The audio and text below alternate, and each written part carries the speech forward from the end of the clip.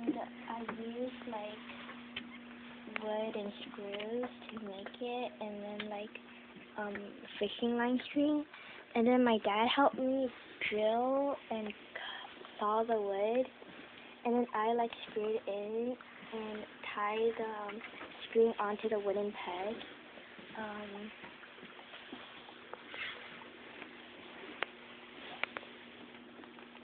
So like my dad, he cut these two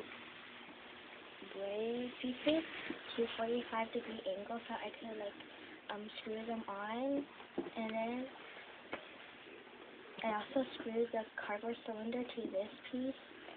and that piece, and then my dad drilled 12 holes into this piece, and then so I could put the wooden pegs in, so I can play hot cross buns with it, but it's kind of out of tune.